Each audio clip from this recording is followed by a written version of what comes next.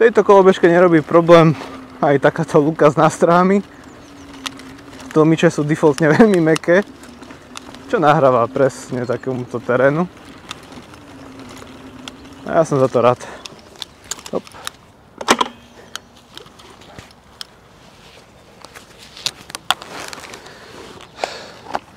Fú, toto je rozhodne najlepšia čínska kolobežka, akú som doteraz testoval. A prečo? Pretože má výborné jazdné vlastnosti, skvelý dojazd a konečne tu je náhodnený tlmič riadenia od výroby. A navyše vyzerá celkom luxusne. Ale ak chcete aj vedieť všetky informácie, ktoré som počas testovania zistil, pozerajte túto recenziu na Laoty S19 až do konca.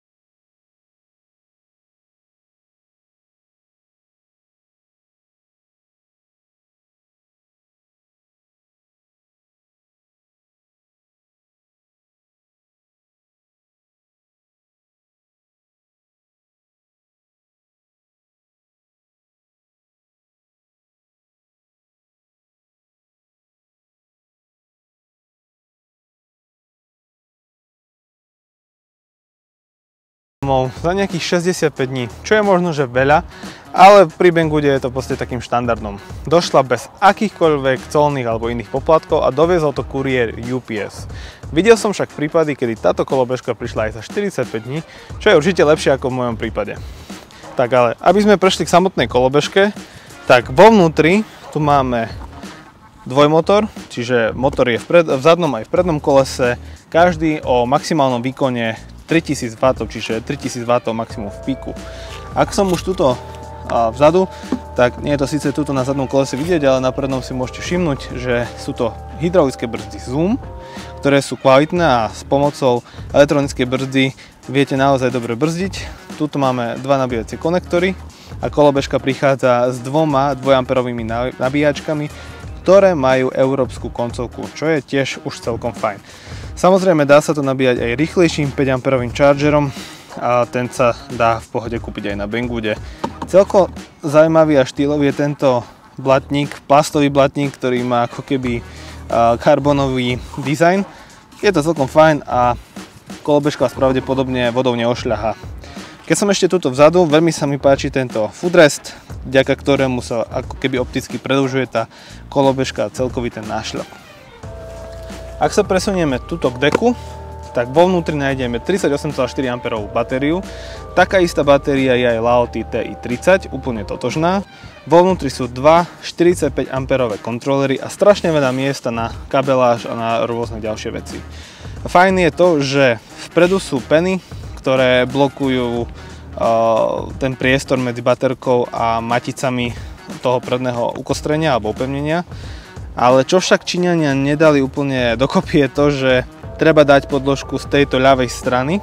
Ja som tam dal takú nejakú penu tvrdenú, tak aby baterka neopierala o matice z krúte, ktoré držia stojan. Ale v podstate svojím spôsobom samotná batéria je tak pevne usadená, že určite nebude sa určite hýbať. Ak sa dáme túto viac dopredu, tak tu máme tlmič riadenia, o ktorom som hovoril, je dizajnovaný, špeciálny, brandovaný Laoty. Veľmi sa mi to páči. Tuto vlastne sa nastavuje tuhosť samotného tlmiča, vo vyšších rýchlostiach odporúčam stúžiť.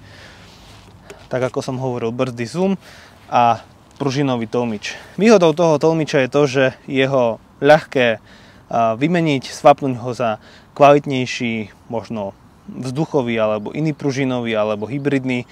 Tých možností je strašne veľa na trhu. Ak sa pozrieme tuto vpredu, máme už v podstate klasické Angel Eyes svietidla, alebo svietenie, ktoré má 3 stupne svietenia. V strede je veľmi mohutný a hlasný klakson, ktorý má asi až 130 decibelov. Je to rozhodne počuť, aj autá to počúvajú a nie sú z toho moc nadšené, keď človek trúbi. Ale keď niektorí jazdia ako čuráci, tak iné východisko moc nie je. OK, ak sa dáme teraz takto vyššie, tu máme v podstate klasiku stredovú tyč, to už všetci poznáte, ako vyzerá táto stredová tyč.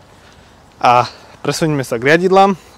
Zase ten istý dizajn ako Lauti ES18, TI30 a tak ďalej. Sú to skladacie riadidlá, ktoré majú 58 cm.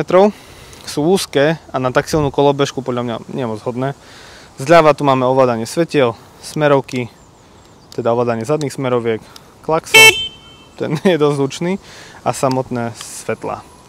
Toto je displej voltmetra, ktorý nám ukazuje, aký je aktuálny stav batérie a zároveň slúži aj na zalokovanie kolobežky, čiže takto nám tú kolobežku aspoň nikto veľmi rýchlo neukradne. Tu máme potom páku plynu, zoom brzdy. Ak sa dáme doprava, tak z pravej strany tu máme už klasické prepínanie Eco Turbo a 1.2 motory a vylepšený displej, ktorý funguje veľmi dobre a na ktorom sa dajú nastaviť všetky nastavenia tak, aby kolobežka prakticky vyhovovala vašim potrebám. A ak sa vrátime ešte k stredovej tyči, tak tuto máme nastavenie stredovej tyči. Ja mám zhruba 1,90 m aj s teniskami a mám to na strednom režime alebo strednom stupni. Dá sa to potom zvýšiť hore, dole, podľa potreby. Ešte aby som nezabudol k samotnému deku, ten je rovnaký ako má TI30, Lauti ES18 alebo Boyda, takže bude tu pasovať aj sedačka presne z týchto kolobežiek. Viem, že Boyda to má v balení, aj ES18, dá sa sedadlo kúpiť aj samostatne, stojí nejakých 60 €. Jednoducho len vymeníte za dlhšie šrobiky, dáte tam sedačku. Ten nášľap je široký 28 cm a takto má tú dĺžku nejakých 53 cm, čo je celkom dosť. A zmestíte tam relatívne pohodlne oba nohy, aj vedľa seba, aj za sebou, podľa štýlu jazdy.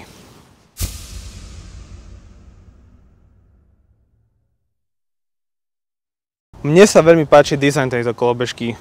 Páčia sa mi dvoj-trojfarebné kombinácie. Kolobežka Lauti S19 vyzerá mohutne, robustne, aj vďaka takejto novinke, takémuto zadnému blatníku, ale hlavne kvôli tomuto stojanu, vďaka ktorému budú tieto fotky Lauti S19 vyzerať naozaj lepšie, podľa mňa, aj mohutnejšie. A škoda, že tento nášľap, alebo vlastne tento stojan, nemajú aj iné kolobežky. Ešte sa možno rýchlosti vrátim k svetlám. Tuto máme LED svetla, ktoré sa ale nedajú vypnúť, sú farebné, svietia modro, červene a zelene, myslím, ale nedajú sa vypnúť. Jediné riešenie, ako ich vypnúť, je priamo odpojiť kábliky v deku.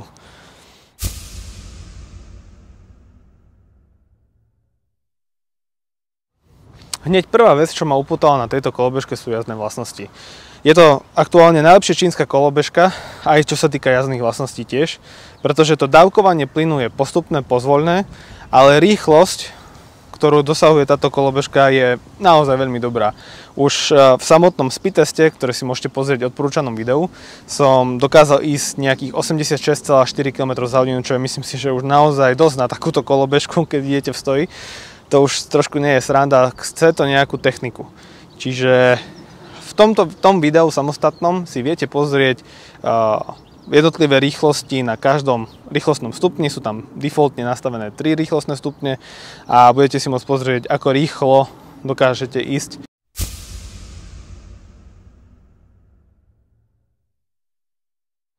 Okrem samotnej rýchlosti veľa z vás zaujíma aj dojazd. Ten dojazd som skúšal niekoľkokrát. Eco dojazd si môžete pozrieť v odporúčanom videu, tam som dokázal ísť na tejto kolobežke 105 km. A to aj napriek tomu, že má to rovnakú baterku ako TI30 a tam som dal nejakých 10 km menej. Pravdepodobne je to spôsobené aj tým, že jednak bolo trošku teplejšie pri teste tejto kolobežky, ale aj podľa mňa je to spôsobené lepšími ovládačmi, ktoré lepšie dávkujú plyn a lepšie to komunikuje aj možno s BMS-kom baterky a tak ďalej. Ak som išiel svižnejšiu jazdu, kedy som mal rýchlosť niekde medzi 35 až 70 km za hodinu, dokázal som spáliť baterku pri 60 km.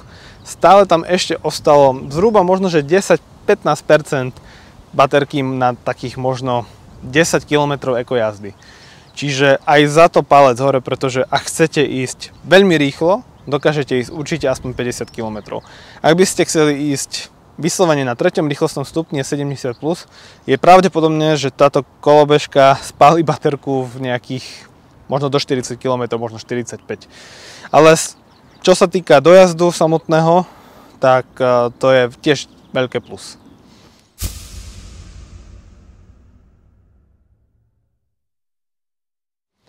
Ak by som mal začať hovoriť o plusoch tejto kolobežky, tak tým prvým sú jednoznačne jazdné vlastnosti.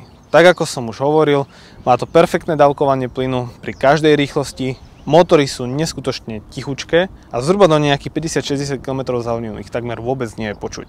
Čiže ak chcete ísť úplne inkognito, táto kolobežka je skvelá. Naozaj, toto je pre mňa najväčšie plus a jazda na nej mi vždy vyčarí úsmev na tvári. A to je podľa mňa asi základ pri kolobežkovaní. Ďalším veľkým plusom je samotný dojazd. Ten sa mi podarilo pri mojej váhe nejakých 110 kg aj s technikou dosiahnuť 105 km, čo je naozaj dosť. 105 km ekodojazd a nejakých 60 až 70 km pri takej svižnejšej jazde, možno 50 km pri extrémne rýchlej jazde. Myslím si, že táto kolobežka zvládne toho naozaj dosť. A vďaka týmto dobrým tlmičom bude aj dobre stabilná pri takmer akémkoľvek type terénu, čo je tiež veľké plus. Som rád, že Číňania konečne pochopili to, že je potrebný tlmič riadenia pri takomto type kolobežiek a tento on má celkom fancy a celkom štýlový, mne sa veľmi páči, ako vyzerá, aj kde je namontovaný, myslím si, že tam, kde má byť a plní svoju úlohu dokonale. Konečne človek nemusí riešiť to, že kde vrtať, ako vrtať a aký tlmič tam použiť. To je super. Veľmi ma teší aj to, že táto kolobežka disponuje dobrými hydraulickými brzdami Zoom, ktoré majú 140 mm disk. A ja som veľmi rád, že tieto brzdy sa už pomaly, ale isto stávajú takým štandardom pri týchto veľkých čínskych kolobežkách, čo zvyšuje bezpečnosť samotnej jazdy a zvyšuje to na hodnote tejto kolobežky. Kolobežka prichádza s pomerne mäkkým pružením, s jednou nohou ho úplne stlačím. Výhodou tohto pružinového odpruženia je aj to, že dá sa nastaviť tuhosť a tvrdosť toho pruženia a hlavne dá sa to modifikovať a vymeniť tam za iný, lepší, kvalitnejší, možno vzduchový, možno lepší, kvalitnejší pružinový tlmič. To je tiež vec, ktorá si myslím, že stojí za to dať medzi plusy. Ďalšou veľkou výhodou tejto kolobežky je samotné svietenie. Má niekoľko režimov svietenia a sú tu zadné smerovky, ktoré zvyšujú bezpečnosť, či už ste na ceste alebo cyklochodníku. Škoda len, že nie sú tie smerovky aj vpredu a ja pevne verím, že ďalšia generácia už tieto smerovky vpredu bude mať. Potom vlastne takou novinkou, má to aj TI30, sú ledkové pásy alebo ledkové bary po bokoch. Či je to šťastné riešenie alebo nie, to si nie som istý povedať. Škoda, že tu nie je niekde samostatné tlačidlo, ktoré by vedelo zapnúť alebo vypnúť tieto ledkové pásy po bokoch. Musíte to v podstate spraviť tak, že odpojíte kábliky vo vnútri deku. Som veľmi rád, že Číňania už začali robiť tie vylepšenia aj vo vnútri deku a táto kolobežka už prichádza celkom relatívne bezpečne pripravená. Sú tam termopásky, je tam nejaká tá pena vpredu, ktorá chráni tú baterku, aby sa nepoškodila. Už len vyslovene treba zasilikonovať vpredok a zadok, už podľa uvaženia, ako to spravíte na vás, či tam dáte nejakú gumenú izoláciu, alebo tam dáte silikón alebo čokoľvek. Asi bude dobre, ak tam necháte po oboch stranách trošičku taký prieduch, aby náhodou, ak bude vysoký pomer medzi vonkajšou teplotou alebo nepomer medzi vonkajšou teplotou, to znamená, ak idete z veľmi chladného počasia do tepla, tak je fajn, ak to má kam ísť. Čiže ja som tiež silikonoval v podstate takéto ako keby Ečko vpredu, Ečko vzadu a toto tu po bokoch som to nechal. Ale hovorím, je to na každom z vás, ako to spravíte. Možno aj to, čo som urobil ja, nie je 100%, ale minimálne som istejší, ak prejdem po nejakej mláke alebo nedaj Bože ma zastihne dážď.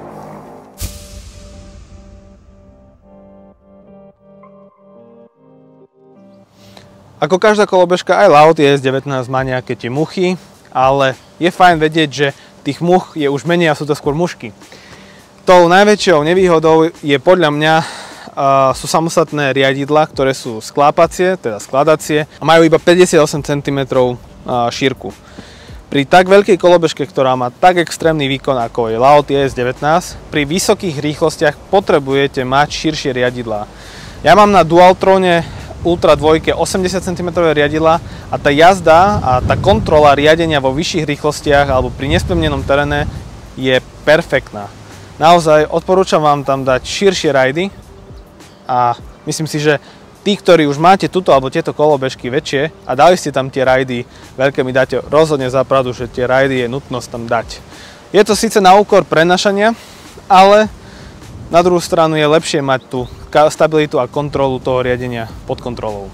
Tak ako som si myslel, že široké kolesa na tejto kolobežke budú výhodou, tak mám pocit, že sú trošku nevýhodou. Sú to v podstate najširšie kolesa, aké som na elektrickej kolobežke v takýchto rozmeroch videl, majú 115 mm šírku, ale keď sa detailne pozriete na túto kolobežku alebo na tú gumu, tak ono tam je na tých koncoch, ten profil už je úplne zarovnaný. A to má trošku nevýhodu, ak človek klopí do zákrut, tak tá kolobežka sa vracia do tej istej pozície, aké bola. A trošku je to nepríjemné, ak ide fakt človek 50-60 a ide aj do zákruty trošku, tak je to trochu nepríjemné a treba sa s tým žiť. Čiže možno by bolo lepšie tam dať namiesto 115, aké sú teraz tu, dať tam 110 alebo respektíve 100 a možno aj trošku kvalitnejšie pneumatiky. Často sa nehovorí, ale tento krk, alebo tá stredová tyč nastaviteľná, po určitom čase, aj keď to veľmi dobre zatiahnete, začne mať určitú vôľu a začne vás posúvať možno, že pol centimetra buď jedným alebo druhým smerom, možno, že až centimeter. Dá sa to čiastočne vyriešiť aj tak, že odkrútite tieto dve skrutky, dáte to von a dovnútra napcháte tam nejakú gumovú izoláciu a potom to čo najviac zatiahnete, hej. Ale nie je to trvalé riešenie, čo je trošku možno, že škoda to, že stane sa to. Ak ľubíte takú agresívnejšiu jazdu, alebo niečo proste tými otrasmi, alebo tým časom sa to proste pohne a to riadenie máte zrazu, riadidla máte o pol centimetra, alebo o niekoľko stupňov v jednej alebo v druhej strane. Viem, že na toto sa sťažovalo dosť ľudí a myslím si, že je to dôležité povedať. Trvalým riešením by mohlo byť to, že tá tyč by bola trochu iná a bola by pevná. S tým, že by sa dali kúpiť nejaké tie zdvíhaky alebo zdvihovacie diely, ktoré by nejakými skrutkami sa dali uchytiť tak, aby to riadenie bolo pevnejšie. Ja som dosť nadával na Dualtrone, že je dosť nízko táto stredová tyč, ale ak som tam dal ten riser alebo ten zdvíhak, tak je to pevné, môžem robiť s tým, čo chcem a nepohne sa to žiadnym smerom. Čiže aj to je riešenie. Niečo to stojí, ale to vozenie sa je potom luxusnejšie určite.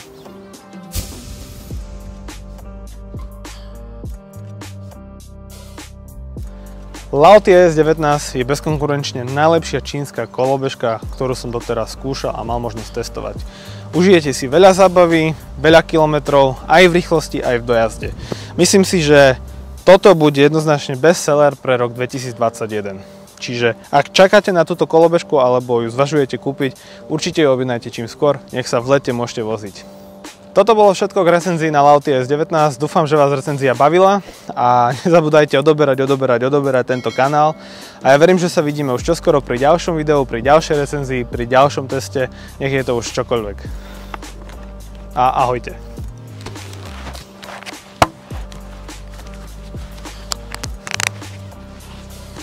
No poď ty beštia.